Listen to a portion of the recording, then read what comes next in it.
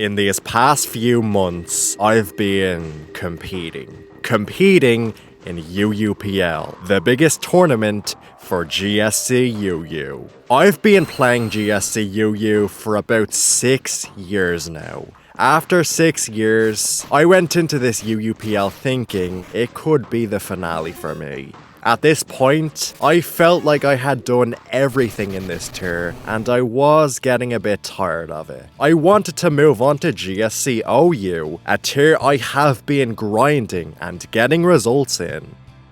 When I first started learning GSC UU, I always wanted to be the best. I knew this tier wasn't the biggest one around, but it would still be cool to be looked at as the GO, and in a tier I do enjoy playing. By 2026, I had become a very strong GSC UU player, routinely doing well in tournaments. By 2026, I had the most total UU games played ever. Out of all those games, roughly 2/3 of them were won by myself.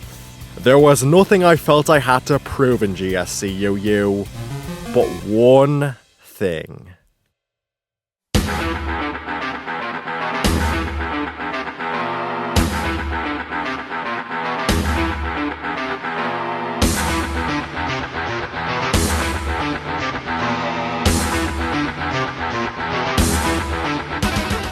2026 was the 4th time I was in UUPL, and the 3rd time I was playing a full season. My track record in this tournament was bad, simply put. In 2022, I went negative. In 2024, I went 4-4. That, while not negative, was very disappointing for me. Now, in 2022, I was mostly bad at the game back then, but by 2024, I was doing good. Only for that tournament to have piss frustrating games. Games where I got robbed, or where I used lazy teams and got punished for it. Combine this with the real life stress I was feeling at that time, and UUPL was something I did not know if I ever wanted to play again. I did not play in UUPL 2025. UUPL was the one GSC tournament I felt I could not crack. All these other tours, like GSCPL, I would smash up. But in UUPL, the tournament people most paid attention to, I would flop. Now, while 2024 can be attributed to bad luck, to an extent, that did not matter to me. Why did it not matter? Because the sheet. On the record sheet, I was 4 wins, 4 losses, and overall negative in UUPL. When anyone would look through that sheet and see this, what would they think? Would they think I am actually a fraud? Someone who, while highly regarded as a player, wasn't actually that good. To top it all off, just before this recent UUPL, I went negative in AltPL, and I lost in just round 3 of GSC UU Cup. My losses in AltPL were all very close games. Games where a single changed turn possibly results in me being 5-0, but that did not matter. I was 2-3, and that is what people would see. I was forcing myself to dominate every tournament that I entered. When I would do badly, it stuck in my mind. When I did do good though, it just felt like whatever. My 2026 had been pretty bad going in. This only intensified the fears of me being seen as a fraud. I wasn't having one bit of that. Going into UUPL 2026, I was tryharding. This may be my finale, and I was going to make sure it was a damn good finale. I had some powerful competition too. For the first time, Mr. Soup was playing UUPL, and he is a great GSC player. Evakiyama had been destroying recent UU tournaments. Toss in players like Leo Perry, Big Fat Mantis, and Cole49, and you have a pretty buff pool. And so, the question must be raised. How did I do? By week number 3 of UUPL, how was I doing? Had I smashed up the competition, ready to rebound and ride off into the sunset? No. Not one bit whatsoever. By week 3, I was 0-2, and this tournament was a complete disaster. In week 1, I played Mr. Soup. My Grand Ball missed a lovely kiss, my Blastoise got paralyzed by Thunderbolt, only to get fully paralyzed and thus fail to KO Haunter. My Girafarig then lost the speed tie, Gligar hit every Screech, and boom! Hey, I guess I got lucky versus Politoed. In week 2, I played Leo Perry 99. I am telling you right now, this right here is one of the most 3 painful GSC UU games that I have ever played. 655 turns of me failing to get luck that would swing the game in my favor. Eventually, my team just ran out of steam, and I got run over by Quagsire. After that week 2 game, I seriously wanted to stop playing this tournament. To make matters even worse, my week 3 opponent just so happened to be Evakiyama. Someone who, beyond being very good at this tier, beyond being unpredictable, had beaten me the last 2 times we played. If I was to lose this week 3 game, my hopes of having a great ending tournament, they would be crushed. It's gonna be tricky enough to end positive with an 0-2 start. I honestly did not feel like I could turn this one around, you guys. Had I become washed? Was I no longer a great GSC UU player? Or was this just my comeuppance for years of being carried by luck? The true Dawnbuster was now laid out for the world to see. An overrated player who was never all that good at GSC UU. All of this was on my mind as I began preparing for the GSC UU game that would decide so much. I ultimately decided to put things aside and just really focus on turning this around. I gave Eva Scout a look, and from what I could see, I felt a defensive team could work right. I had a pretty strong set of Pokemon to use. I really wanted to focus on countering Eva's style, even if that meant using a team I wasn't too great at using. I saw others doing that, and it worked for them. I began to test the team I had created. Initially, the tests were going quite well. The team had a great defensive core, and the double sweeper core of Quagsire and Hypno worked quite nice. As I kept testing this team though, I became more and more frustrated by it. I felt this team was so annoyingly prone to being hacked. I felt like I had to dodge so many critical hits, rely so much on sleep talk, and play at such a slow pace. I happened to realize all of this and lose all faith in this damn team the day before I actually played. I now have to basically restart my prep and find whatever to use. This only made the dread I had for this game worse. I shifted through my team builder, looking for something, anything that I could use. Eventually, my eyes gazed upon a team I built a little while before UUPL. This team played at a much faster pace, even if it shared many of the same Pokemon. Historically, I have done better in this tier with offense rather than defense. I should not use a team I'm not great with, just because I've seen other people do that kind of stuff. After all the worrying about how I was perceived and records and all that other nonsense, I had forgotten who I was in this tier. I had forgotten the lessons I learned and what I was best at. It was like my formerly optimistic and confident self had been replaced by a paranoid and frustrated player. The day of the game finally arrived, March 29th, 2026. The game was not until 8 PM my time, so I had a good amount of time left. This also meant I had the thought of playing looming over my head, like a hawk. I locked the team I was using just hours before the game. Overall, I did like the team when I tested it. It just felt like a nice team, something that was more up my alleyway. Despite all of this preparation, despite me feeling good about the team, I was still just very, very nervous. I felt like everything was hinging on this one game. No matter how much I wanted this game to never arrive, it eventually knocked right on my door. It was now time to face my demons.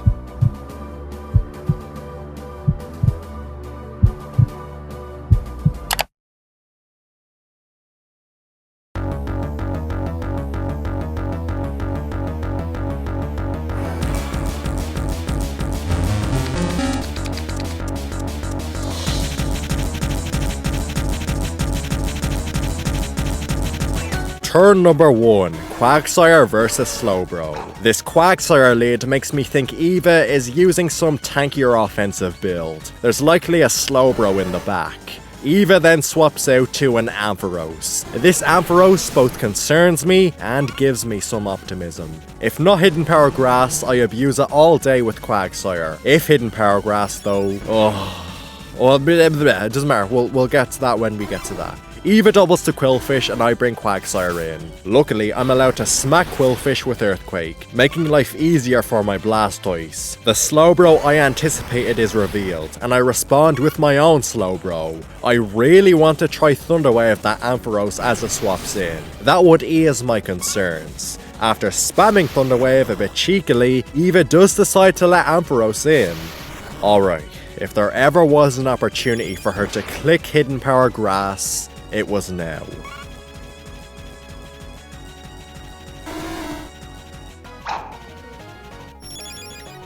Oh no, man. This is not happening. It had to crit Quagsire too. It doesn't die without that crit. I'm already behind now. I have to bring in Blastoise and Earthquake it. Ampharos can both miss Thunder and get fully paralyzed, so I have decent odds to keep Blastoise healthy.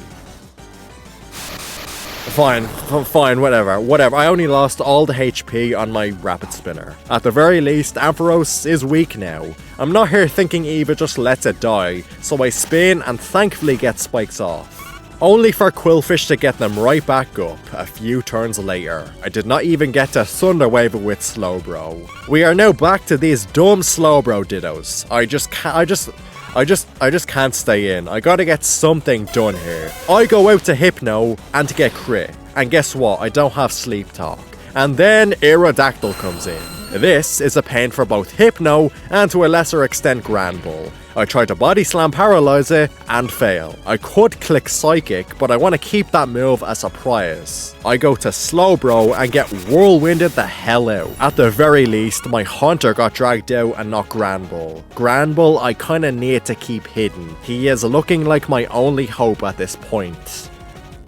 I can wall Aerodactyl, Slowbro and Quagsire with my own Slowbro, but if I let Ampharos in, that's gonna be rough. I do get Hypno in on Slowbro freely this time as Ampharos does come in. It is risky for Eva to fight this battle. Eva has to play under the assumption that I am Cursed Sleep Talk, which Ampharos is very shaky against. Eva brings in Aerodactyl and I get a crit, but I twice fail to paralyze it. Slowbro is then dragged in. At this point, I recognize that I am a bit behind and I need to pull something here. I double switch to Blastoise as Slowbro is sent in. This is likely the only opportunity I have to Rapid Spin. Slowbro can get fully paralyzed, but why would it? I'm now at the mercy of spikes if Eva gets Qwilfish in. I bring in Hypno and Qwilfish is promptly brought back in. Now spikes are up for good, or at the very least, they would be. Remember how I kept Psychic hidden? It pays off here as Eva hazes before using spikes. Now, spikes are off for good, and that makes this much easier. Unfortunately, Eva can now bring in Scyther. My team is battered. My only choice is to go Slowbro and try Thunder Wave it. Scyther can two-shot Slowbro and probably sweep the rest of my team. I have no choice though. I just have to hope it's not Miracle Berry. As it turns out, it's something even worse. My team is now facing down a +2 Quagsire at full HP. I have no Pokemon immune to ground. Quagsire and Slowbro trade attacks, but it's pretty clear who's going to win this matchup. I can bring in Hunter and use Explosion, but Eva can just go Aerodactyl, swallow the Explosion, even go to Ampharos, that guy's weak. Cool, Ampharos is gone. I'm still in a 2v4, and I'm not favored to win it. Yeah, this.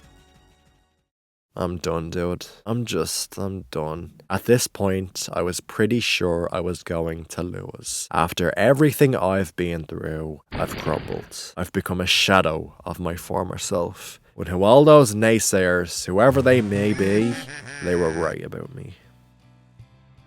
That is what was initially going through my brain as I stared down that +2 Quagsire. Those were the initial paranoia-driven and most importantly incorrect thoughts, because I began to assess the situation further. It became clear there was still hope. And in that moment, a different set of thoughts flew through my head. Why am I getting myself so worked up? Why am I so scared about my ability to win games? In that moment, my head began to clear, and the truth, my real self, came back to me. My name is Dawnbuster, and I'm the best GSC UU player out there.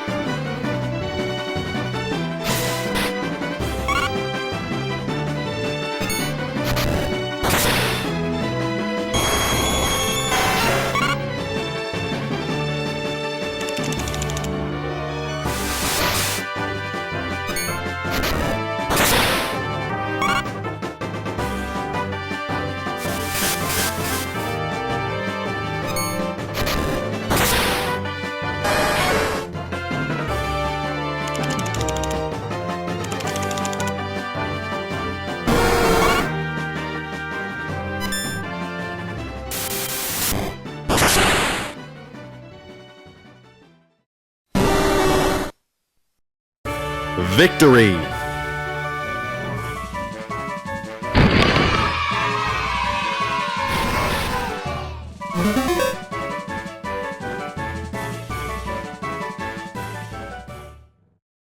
And just like that, everything made sense again. This victory single-handedly revived my interest and passion in this game. I was over the moon.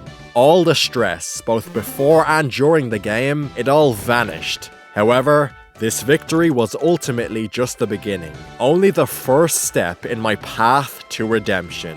And so, how did the rest of UUPL go? Week 4.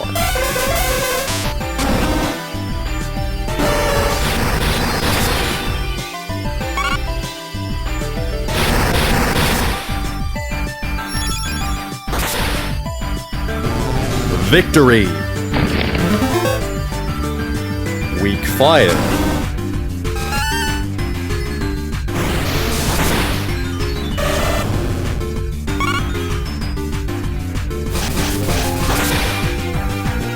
Victory! Week 6.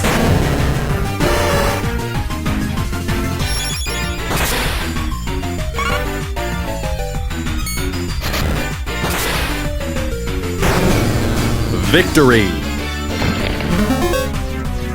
Week 7.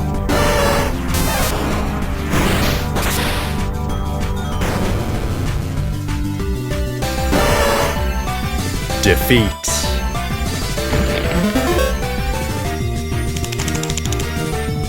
Finals.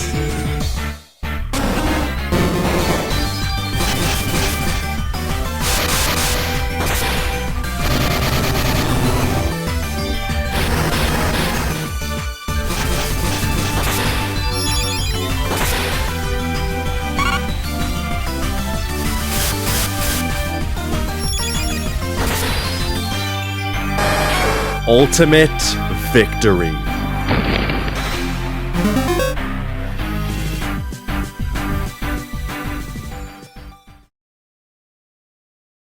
5 wins, 3 losses. After all these years, a positive UUPL. Yeah, I lost that week 7 game, but I didn't mind it all too much. I kicked things back into gear in finals, winning a decisive victory for my team when we were down record-wise. To top everything off, my UUPL team rebounded in finals, and ultimately, we won the whole tournament.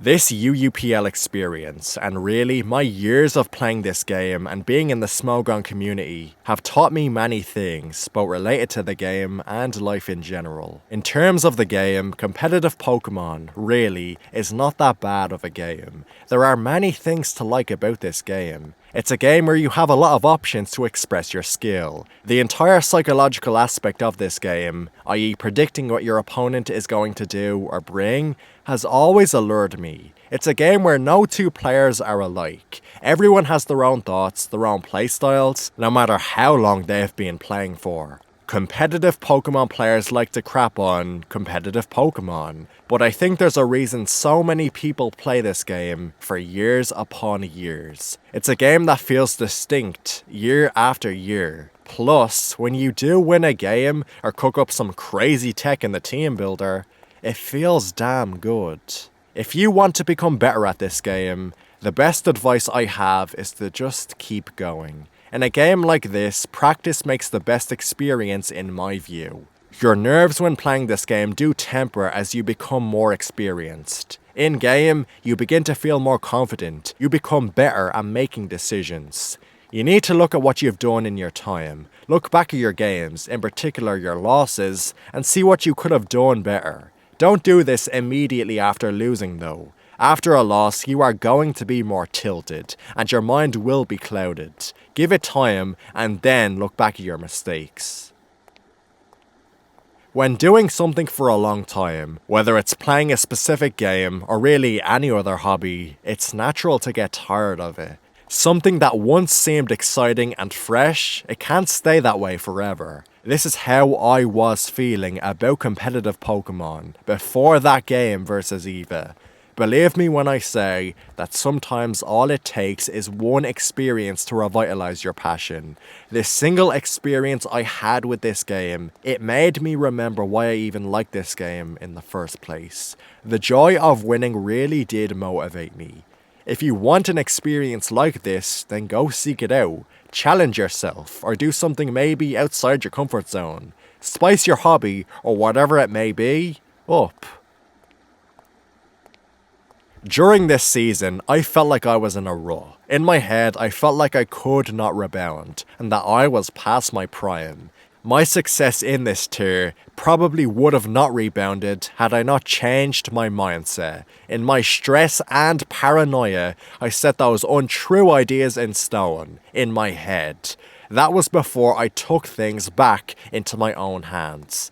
The truth is, it's up to you to determine how things go. You cannot just sit there and wallow in feelings of doubt or despair, or let your past determine everything. Don't do this when you possess the ability to do well. I firmly believe that your mindset is the most important part of success. Your optimism, your drive to succeed, learn and put the work in will carry you further than your proficiency. As cliche as this may be to say, just keep going. Things can get better if you are willing to put the work in. There is always the opportunity, the time to turn things around. The following lesson is the most important one that I have learned. For much of my Smogon career, I was very much concerned with what others thought of me, specifically how good I was at the game. I convinced myself that some imaginary people would be there, following all my bad tournament results and making fun of me behind my back. The truth is, you guys, most people do not care. Do you really think that everyone has so little on their minds that you stick in their mind as someone to make fun of? That's not the case. A lot of the time, these are people you are going to see once and then forget about, and they will forget about you. I was so caught up in what others thought of me that it clouded my vision. I focused less on the actual game, and I stopped treating it for what it was, a hobby that I played for fun. This game has very little bearing on your actual life. It can be fun to take it seriously and get invested in it, but what I was doing, it was not great. I was putting so much stake on myself in every tournament. You cannot go into every single tournament thinking you will smash it up, especially not in a game like competitive Pokémon. That is putting so much pressure on you, and it's just not reasonable. Nobody's record is perfect. I made every tournament into an attempt to prove myself, when really, there was nothing to prove. Everyone who gave any bit of interest into GSC UU respected me as a player. It was just my ego wanting to be seen as the undisputed best. The truth is, it's not great when you're seen as the best in something. The pressure to consistently thrive, to always be in form, it eats up at you. Everything you do will be watched with more scrutiny. You are allowed to be imperfect. Not every part of you, not every part of your personality needs to be hyper-optimized. You are allowed to make mistakes, and you are allowed to take a break every once in a while. What I'm trying to say is, don't spend your days petrified over what other people think. Spend your time focusing on what you can do to improve, and become the best version of yourself. Forge your own identity. Do not let those around you completely influence your thoughts or your personality. Hyperfixating on the numbers of your results and not the contents is not going to help you. The spreadsheet culture on Smogon is a bunch of horseradish. The spreadsheet records may not lie, but they also do not tell the full story. If someone is willing to make fun of you for a bad record, without looking at the possibly volatile games, then why should you listen to them? As it stands, I'm no longer looking to be validated by anyone, especially people who just aren't worth it. Remember what you've done, what you're best at. Do not feel like you need to follow what someone else is doing if that way is not best for you. Do not let critics on the sidelines, and most importantly, your own paranoia and doubt determine your life. And most importantly, remember who you are.